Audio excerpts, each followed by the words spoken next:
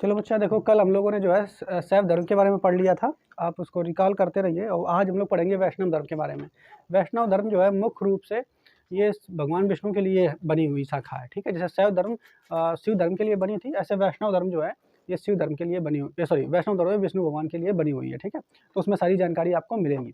तो देख लेते हैं इसमें भी प्रमुख बातें जो आपको पढ़नी चाहिए, याद रखना है कि सबसे पहले वैष्णव धर्म की जो जानकारी है वो कहाँ से मिलती है, उपनिषद से मिलती है, ठीक है। प्रारंभिक, सबसे प्रारंभिक जानकारी जो वैष्णव धर्म के बारे में मिलती है या भगवान विष्णु के बारे में मिलती है वो उपनिषद से मिलती है। जबकि हमने आपको जब शैव धर्म पढ़ाया था तो वहाँ पर सबसे प्रारंभिक जानकारी कहाँ से मिलती है, सबसे पहले मत्स्य पुराण में तो वर्णन है, लेकिन सबसे पहले जो जिक्र किया गया है ऋग्वेद में किया गया है। किसमें किया गया है, ऋग्वेद, ठीक है। आगे देखो यहाँ पर इसका जो विकास हुआ है, इसका किसका, वैष्णव धर्म का जो विकास हुआ है वो भागवत धर्म से जो है ये बन करके आया है। तो भागवत धर्म से बन करके कैसे आया है, इससे पहले कल हमने आपको पढ़ाया था भागवत धर्म के बारे में। वहाँ श्री कृष्ण जो है भागवत धर्म के कौन से थे, उन्होंने प्रारंभ किया था, शुरुआत की थी, और उन्होंने बताया था कि जो है जो पशु बलि है ये सब अपराध है, इसको नहीं करना चाहिए, ये सब बातें बताई थी, कर्मकांड ये सब चीज़ें नहीं करना है। तो श्री कृष्ण ने भागवत धर्म की शुरुआत की थी। और श्री कृष्ण, आपको पता है कि श्री कृष्ण जो है वो विष्णु के अवतार हैं। किसके अवतार हैं, विष्णु, आप ये जानते होंगे। तो विष्णु के अवतार हैं, यानी विष्णु की ही रूप है एक तरीके से, एक उनका अंश है। तो वैष्णव धर्म का जो विकास हुआ है वो भागवत धर्म जो है आगे चल करके वैष्णव धर्म के रूप में बदल गया। अपनी बात समझ पाए, भागवत धर्म जो कि श्री कृष्ण ने शुरुआत किया था, आगे चल करके वही भागवत धर्म वैष्णव धर्म के रूप में बदल चुका है, ठीक है। तो इसका विकास जो हुआ है किसका, वैष्णव धर्म का, वो भागवत धर्म से हुआ है। किससे हुआ है, भागवत धर्म, ये बात भी याद रखेंगे। आगे देखोगे यहाँ पर जो जो भगवान विष्णु को नारायण भी कहते हैं। क्या कहते हैं, नारायण, ठीक है। अभी कभी देखो नारद मुनि होते हैं, उनको देखो हमेशा नारायण नारायण चिल्लाते हैं। और जब भी आप उनका कोई भी सीरियल देखिए और उसमें देखो अगर नारद मुनि आएंगे तो नारायण नारायण चिल्लाते हैं, बोलते हैं कि नहीं। तो वो नारायण नारायण जो बोलते हैं ना, वो भगवान विष्णु के लिए बोलते हैं। तो नारायण जो है वो विष्णु के लिए आया है। किसके लिए आया है, विष्णु के लिए। तो यहाँ पे देखो नारायण के जो पूजक हैं वो कहलाते हैं पंचरात्र। क्या कहलाते हैं, ये बात याद रखना कि नारायण की जो उपासना करते हैं वो लोग क्या कहलाते हैं, पंचरात्र। क्या कहलाते हैं, नारायण की जो पूजा करते हैं वो लोग क्या कहलाते हैं, पंचरात्र। क्या कहलाते हैं, पंच। इसको कैसे याद कर लेंगे, पंचरात्र कैसे याद कर लेंगे, आप ये सोचिए। देखिए विष्णु भगवान के 10 अवतार होते हैं। कितने होते हैं, 10 अवतार। तो 10 अवतार संख्या है, यानी विष्णु भगवान के साथ संख्या लगी हुई 10 और 10 संख्या। तो उनको पूजने वाले भी संख्यावाची ही होंगे। नहीं बात समझ पाए, जैसे विष्णु भगवान के 10 अवतार तो संख्यावाची है एक तरीके से वो, ऐसे उनको पूजने वाले भी संख्यावाची होंगे। तो भैया जो भक्त होगा वो अपने प्रभु से छोटा ही तो होगा, तो आधा कर दिया गया। तो पंच कितना आ जाएगा, पंच। ऐसे वो 10 हैं, ये पंच। तो विष्णु भगवान के जो पूजा करने वाले हैं व्यक्ति, जो उपासक हैं या भक्त हैं, उनको क्या कहते हैं, पंचरात्र। क्या कहते हैं, ये बात याद रखना। विष्णु भगवान के उपासक क्या कहलाते हैं, पंचरात्र। याद रहेगा। वैष्णव धर्म का विकास कहाँ से हुआ, भागवत धर्म से, ठीक है। क्लियर। प्रारंभिक जानकारी कहाँ से मिलती है, उपनिषद, ये बात याद रखेंगे। आगे देखेंगे, अगर आपसे कह दे कि वैष्णव धर्म के प्रवर्तक कौन है, प्रवर्तक, तो प्रवर्तक मतलब शुरू करने वाले हैं। तो वैष्णव ये कृष्ण हो जाएंगे।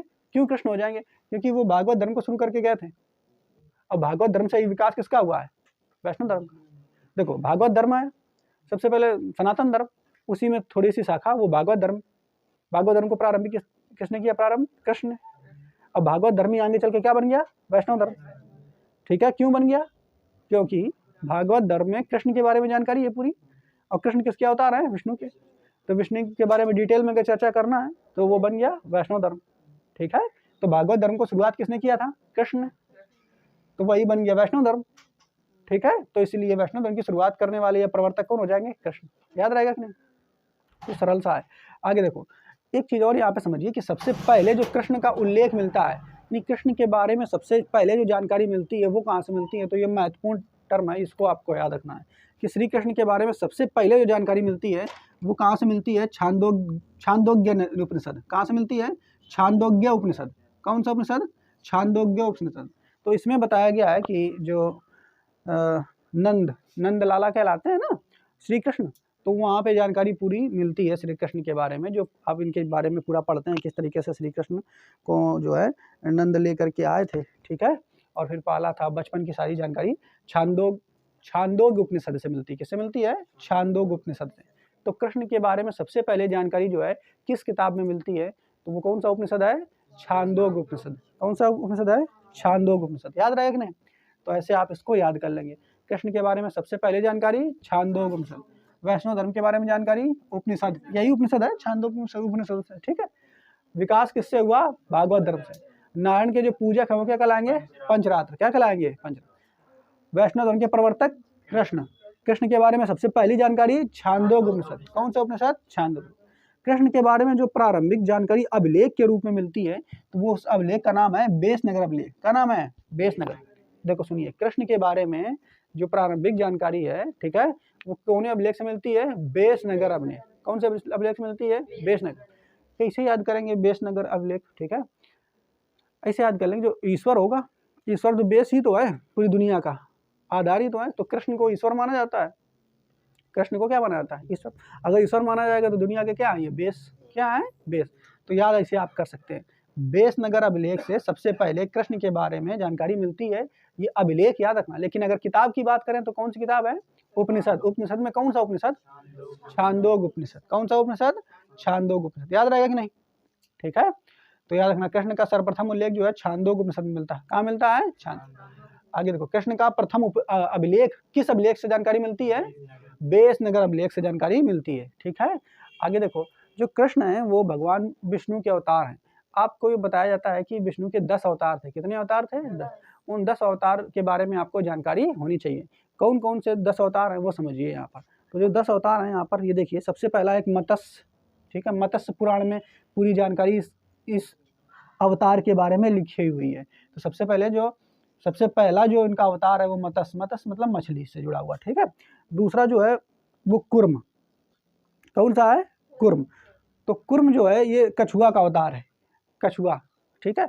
उनके बारे में तो कुर्म अवतार हो गया। पहला कौन सा हो गया? मत्स्य। दूसरा कौन सा हो गया? कुर्म। कौन सा हो गया? कुर्म, ठीक है।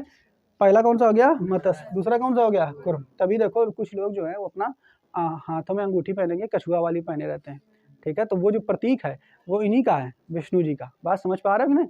तो दूसरा अवतार हो गया कुर्म। कौन सा हो गया? कुर्म। तीसरा एक अवतार होता है वारा, ठीक है। कौन सा है? वारा। याद रहे कि नहीं? वारा। तो वारा में क्या होता है कि इसमें भगवान जो विष्णु है वो अवतार लेते हैं, ठीक है, और दुनिया को शैतानों से बचा रहे होते हैं। और इसमें बताया जाता है कि जो विष्णु का शरीर होता है वो किसका होता है? मानव का। लेकिन जो ये मुंडी होती है, सर जो होता है, वो शुकर का होता है। शुकर मतलब सुमर, ठीक है। उस तरीके का अवतार यहाँ पे है वारा वाला, ठीक है। 3 बात आपको बताया, पहले मत्स्य अवतार, दूसरा कुर्म अवतार, तीसरा वारा अवतार। तीसरा कौन सा हो गया? वारा अवतार, ठीक है। आगे देखेंगे, 3 अवतार हमने आपको बता दिया। चौथा अवतार जो है वो है नरसिंह का। क्या है? नरसिंह। नरसिंह का अवतार ये उस समय की जानकारी मिलती है, यानी यहाँ पे क्या है कि आधा शरीर जो होगा वो सिंह शेर का होगा, सर शेर का होता है और शरीर इंसान का होता है। तो नरसिंह के बारे में जानकारी, जो भक्त प्रहलाद से जुड़ी हुई कहानी होलिका दहन में जो आपको पढ़ाई जाती है, ठीक है। तो हिरण्याकश्यप को जो है मारा था इन लोगों ने, इन्होंने मारा था, नरसिंह अवतार। तो वो नरसिंह अवतार ही था, क्योंकि उसको हिरण्याकश्यप को वरदान प्राप्त था। क्या प्राप्त था? कि तुम्हें ना कोई इंसान मार सकता है, ना कोई जानवर मार सकता है, ना तुम आकाश में मरोगे, ना पाताल में मरोगे। तो इस तरीके की कुछ उसको जानकारी दिया जाता है। क्या दिया जाता है? वरदान। इसलिए जो है विष्णु जो है वो किसका अवतार लेते हैं? नरसिंह का। तो भगवान नरसिंह का अवतार यही लेते हैं, ठीक है। तो 4 अवतार हो गए, पहला मत्स्य, दूसरा कूर्म, तीसरा वराह, चौथा नरसिंह। 4 याद रखेंगे। 5वां हो जाएगा वामन, ठीक है। 5वां कौन सा हो जाएगा?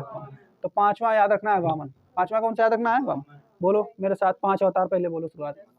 मत्स्य, कूर्म, वराह, नरसिंह, वामन, ठीक है। याद रहेगा कि नहीं? तो ये पांचों के पांचों अवतार इधर याद कर लेंगे। अब इधर 5 इस तरफ याद कर लेते हैं। तो ये 5 आपको याद करना बड़ा आसान होगा, क्योंकि इनसे आप परिचित हैं। तो अगला जो है देखो, वो परशुराम का अवतार, ठीक है। किसका अवतार है? परशुराम का अवतार है। और ये जो है परशुराम ने जब अवतार लिया था, ठीक है, तो ये कहा जाता है कि परशुराम जो है विरोध करते थे क्षत्रियों का, ठीक है, कि सारा जो है, और कुछ जो ब्राह्मणवाद का ये भी विरोध करते थे कि जो सारा अधिकार जो इन लोगों को मिला है ये गलत है, ठीक है। तो इसलिए बहुत क्रोधित व्यक्ति इनको माना जाता था। इन लोगों ने बहुत इन्होंने बहुत क्षत्रियों को मारा था। किन्होंने? परशुराम ने, ठीक है। बात समझ पाए? इसलिए क्षत्रिय का विरोधी इनको माना जाता था कि क्षत्रियों का ये विरोधी है परशुराम। बात समझ पाए? क्लियर? बहुत गुस्से वाले थे। तो 6 नंबर पे आपको याद रखना है परशुराम, 7 नंबर पे आपको याद रखना है राम, और ये बलराम आपको लूसेंट में दिया है, लेकिन ये बलराम नहीं होना चाहिए, यहाँ पे कृष्ण का होना चाहिए। किसका होना चाहिए? कृष्ण। लूसेंट में आपका बलराम दिया है, ठीक है। तो 8वां नंबर का अवतार जो है वो किसका हो जाएगा? कृष्ण का।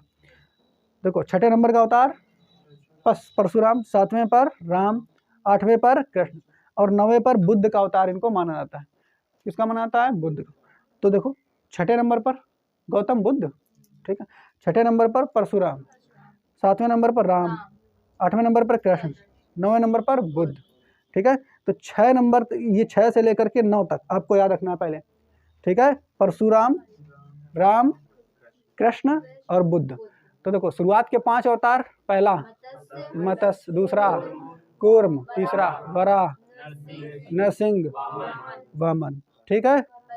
फिर परशुराम, फिर राम, कृष्ण, बुद्ध और लास्ट जो अवतार है ये कल्कि अवतार है। कहा जाता है कि पुराणों में लिखा हुआ है कि कलयुग में जो है भगवान जो विष्णु है वो कल्कि अवतार में आएंगे, और जब पाप बहुत ज़्यादा, हद से ज़्यादा बढ़ जाएगा इस दुनिया में, हैं, सब के सब आदमी जो हैं पापी हो जाएंगे, तब जो है ना उन आदमियों का नरसंहार करने के लिए आएंगे ये, ठीक है।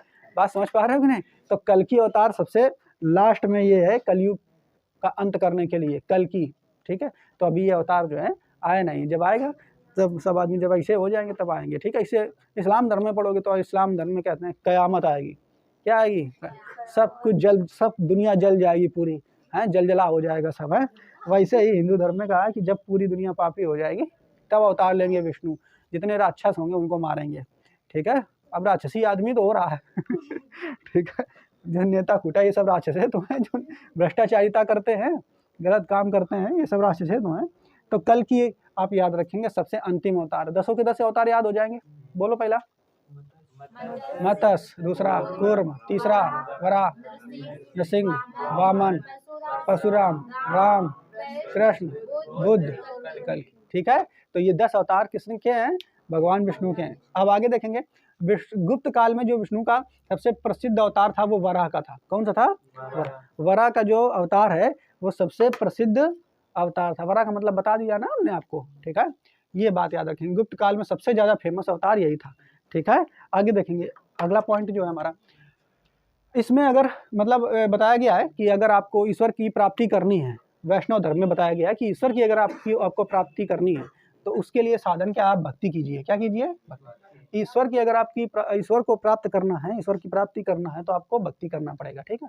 भगवान विष्णु जो है उनके पास एक चक्र रहता था, उस चक्र को कहते हैं सुदर्शन चक्र। क्या कहते हैं? सुदर्शन चक्र जो है के ऊपर चला देंगे काम खत्म पूरा, ठीक है। बात समझ पाए? फिर वो एक बार चला गया तो फिर मार ही के आएगा, ये खुदे चाहे कि वापस आ जाए तो नहीं आएगा, मार के आएगा, ठीक है। बात समझ पाए? जैसे राम जो है, राम के पास धनुष बाण रहता था और एक बार जो बाण अगर चला गया, ठीक है, तो फिर वो वापस नहीं आएगा, जब तक मारेगा नहीं, कहीं ना कहीं वो चलेगा जरूर, ठीक है। तो ऐसे ही इनका सुदर्शन चक्र था। सुदर्शन चक्र में पूछ लेता है कि कितनी तीलियां थी, तो ये पॉइंट याद रखना है, 6 तीलियां थी। कितनी थी? 6 तीलियां, ये आपको याद रखना है। सुदर्शन चक्र में 6 तीलियां थी। कितनी तीलियां थी? तो ये बात आपको याद रखना है, ठीक है। इतनी बात याद रहेंगे। अब यहाँ पर हमारा वैष्णव धर्म के बारे में इतनी जानकारी आपको याद रखनी है। अब यहाँ पर प्रमुख हमें क्या पढ़ना? प्रमुख संप्रदाय, उनके मत और आचार, किस मत को मानते हैं, संप्रदाय यहाँ पे दिए गए हैं, उनके मत दिए गए हैं और इनके आचार दिए गए हैं। फिर इस तरफ पढ़ेंगे प्रमुख संप्रदाय, उनके संस्थापक और उनकी पुस्तकें कौन कौन सी वो पढ़ेंगे, ठीक है, कौन सी पुस्तकें लिखी। तो ये आपको टेबल के रूप में याद रखना है, ठीक है। 2-3 बार इसको पढ़ना है और फिर याद रखना है। कैसे याद रखेंगे? तो देखो वैष्णव धर्म के बारे में पहले देखो, वैष्णव संप्रदाय, कौन संप्रदाय? यही है वैष्णव संप्रदाय, इसी को कहेंगे ना कि तो संप्रदाय धर्म अलग अलग है क्या? नहीं, वही है। तो वैष्णव संप्रदाय की अगर बात करें यहाँ पर, ठीक है, वैष्णव संप्रदाय, तो वैष्णव संप्रदाय का जो मत है, कौन से मत को मानते थे? ये विशिष्टाद्वैत, इसको बोलते हैं विशिष्टाद्वैतवाद, ऐसे पूरा बोल देते हैं, ठीक है। तो लेकिन आपको याद रखना है कि वैष्णव संप्रदाय की जो लोग हैं इनका मत जो था वो विशिष्टाद्वैतवाद या विशिष्टा मत, ठीक है, विशिष्टाद्वैत मत या विशिष्टाद्वैतवाद ऐसे बोल देते हैं, ठीक है। तो पहला आपको याद रखना है कि वैष्णव संप्रदाय के जो लोग हैं, कैसे याद रखेंगे इसको? याद कैसे रखेंगे? देखो वैष्णव धर्म, वा से वैष्णव धर्म याद रखना है और वा से विशिष्टाद्वैत, वा से वैष्णव धर्म या वैष्णव संप्रदाय और वा से विशिष्टाद्वैत, ठीक है। तो इसे याद कर लेंगे। आगे देखो, इसमें जो आचार्य हैं उनके, उनको रामानुज को कहा जाता है। किसको कहा जाता है? रामानुज की बहुत सारी जो है किताबें वगैरह और सब हैं उनके, ठीक है, वो आपको आगे पढ़ाया जाएगा। तो रामानुज को कहा जाता है। किसको आचार्य कहा जाता है? अब रामानुज, देखो राम शब्द आ रहा है और राम जो है किसके अवतार हैं? विष्णु के। और विष्णु से जुड़ा हुआ जो संप्रदाय है तो रामानुज, ऐसे आप याद कर लेंगे। ठीक है, तो वैष्णव धर्म के जो आचार्य हैं वो कौन है? रामानुज। कौन है? रामानुज। मत कौन सा है? विशिष्टाद्वैत। ठीक है, कौन सा है? विशिष्टाद्वैत। वैष्णव धर्म के मत विशिष्टाद्वैत, आचार्य राम, ऐसे याद कर लेंगे आप इसको। आगे देखो, ब्रह्म। ब्रह्म को याद रखिए। ठीक है, ब्रह्म, तो ब्रह्म, ब्रह्म मतलब ब्रह्मा। तो ब्रह्म समुदाय की अगर बात करेंगे हम लोग, ठीक है, तो ब्रह्म समुदाय में बात करेंगे तो इसमें कौन सा मत है? द्वैत। द्वैत मत। कौन सा मत है? द्वैत। वहाँ पे विशिष्टाद्वैत मत था, यहाँ कौन सा है? द्वैत मत। एक चीज देखो, जो माना जाता है कि ब्रह्मा विष्णु महेश में अगर सबसे ज़्यादा पावर किसको मिली हुई है, मतलब सभी तो तीनों समकक्ष हैं, लेकिन ज़्यादा, सबसे ज़्यादा किसको माना जाएगा सबसे ऊपर? तो माना जाता है शिव जी को। दूसरे नंबर पर किनको माना जाता है? विष्णु जी को। और तीसरे नंबर पर ब्रह्मा जी को। किसको माना जाता है? तो सबसे ऊपर जो माना जाता है शिव, क्योंकि शिव को माना जाता है उनका ना आदि है ना अनंत है, वो शुरुआत से ही है। बात समझ पा रहे हो कि नहीं? क्लियर? सबसे पुराने समय से ही उनका काल समय चला आ रहा है। आप अगर हड़प्पा सभ्यता में पढ़ोगे तो सबसे पहले जानकारी शिव जी के बारे में ही मिलती है। ठीक है, तो हमने क्या बताया कि वैष्णव धर्म के बारे में हमने आपको बताया पहले। ठीक है, फिर दूसरे कौन आ जाएंगे? ब्रह्मदेव। ठीक है, और इधर देखो रुद्र। अब रुद्र की अगर बात होगी तो रुद्र मतलब शंकर जी का रुद्र रूप का आ गया है, शुरुआत में रुद्र का प्रयोग भी किया गया है। तो भगवान शिव जी के लिए रुद्र शब्द आया। तो इनको कैसे याद रखेंगे? मत कैसे याद रखेंगे? देखो, रुद्र की अगर बात करें तो शुद्ध दैत, शुद्धादैत कह देंगे, सॉरी, शुद्ध दैत या शुद्धादैत। तो शुद्धादैत, अगर इन तीनों की बात करें, विशिष्ट दैत और शुद्धादैत, तो शुद्ध चीज जो होगी वो सबसे पहले रखी जाएगी ना, विशिष्ट उसके बाद में क्या आएगी? तो सबसे देखो, विष्णु सबसे नंबर 1 पर कौन? शिव जी। नंबर 2 पर कौन? विष्णु। नंबर 3 पर ब्रह्मा। ठीक है, तो सबसे पहले शुद्ध दैत। तो रुद्र जो संप्रदाय है उसका जो मत है वो कौन सा है? शुद्ध दैत। दूसरे नंबर पर कौन आ जाएगा? वैष्णव संप्रदाय, उनका कौन सा हो जाएगा? विशिष्टाद्वैत। और फिर ब्रह्म संप्रदाय, तो इनका सब कम कर दिया जाएगा, ये कोई क्वालिटी नहीं है, ना विशिष्टता वाली ना शुद्धता वाली, केवल दैत। क्या याद रखेंगे? केवल ब्रह्मा जी के लिए केवल दैत। ठीक है, बात समझ पाए? और इसके बाद लास्ट में सनक।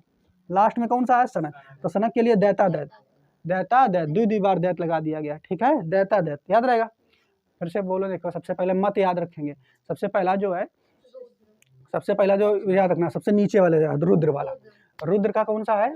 शुद्धादैत, शुद्धादैत। दूसरे नंबर पर वैष्णव, विशिष्टादैत, कौन सा हो जाएगा? विशिष्ट।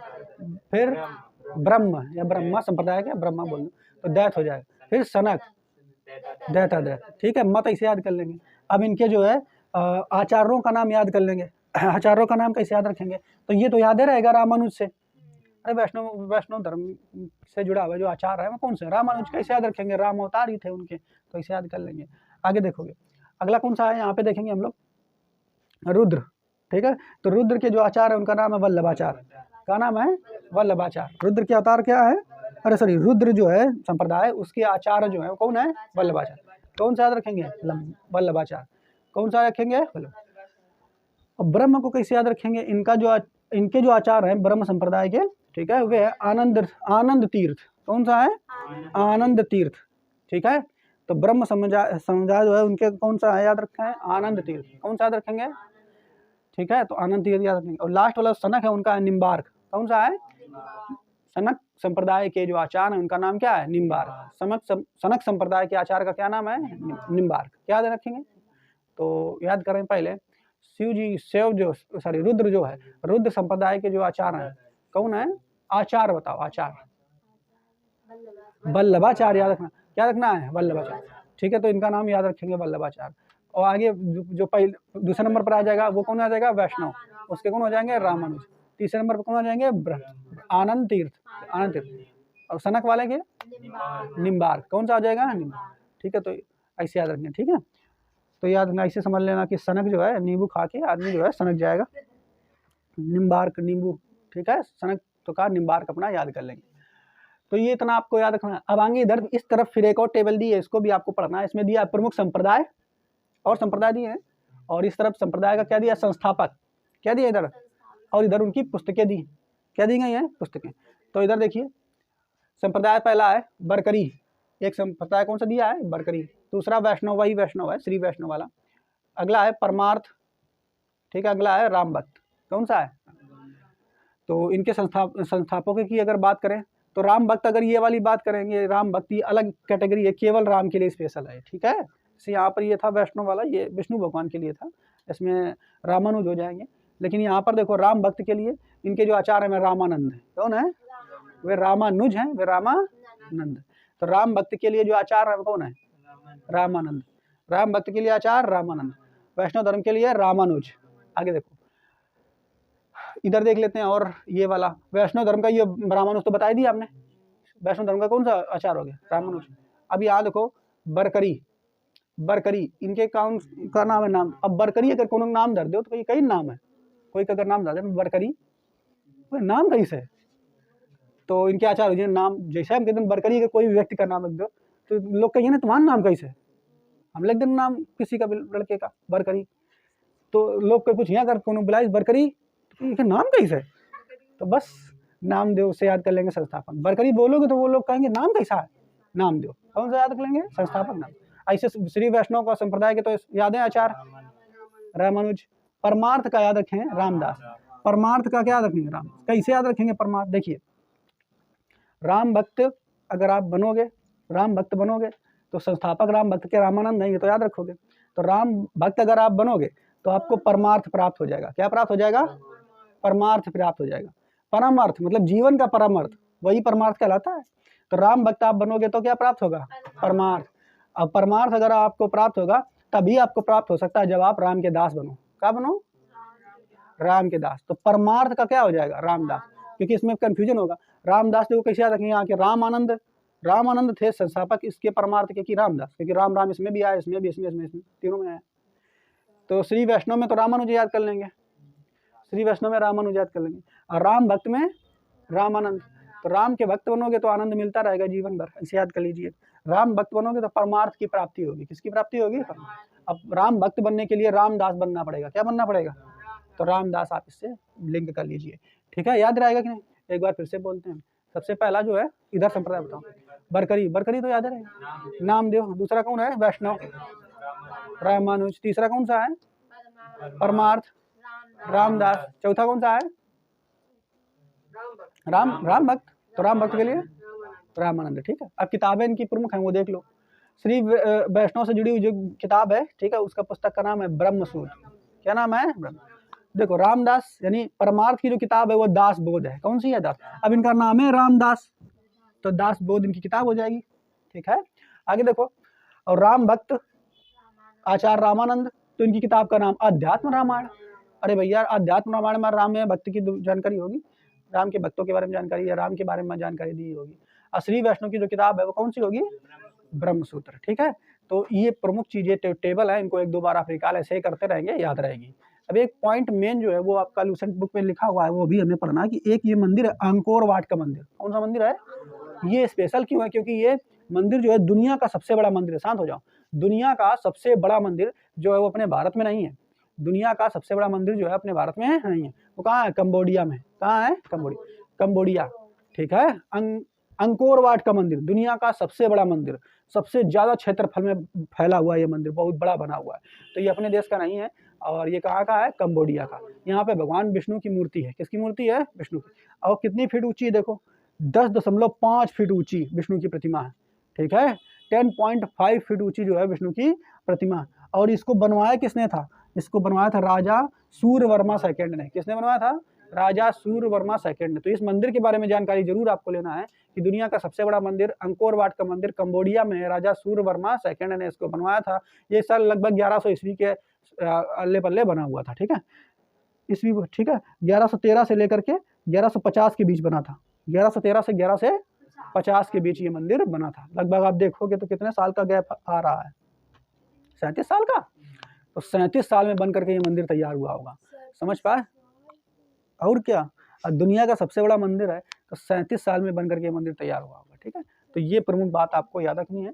अब कल हम लोग इसके बाद यहाँ पे पूरा इसे समाप्त होता है वैष्णव धर्म। अब हम कल इस्लाम धर्म के बारे में पढ़ेंगे, ठीक है।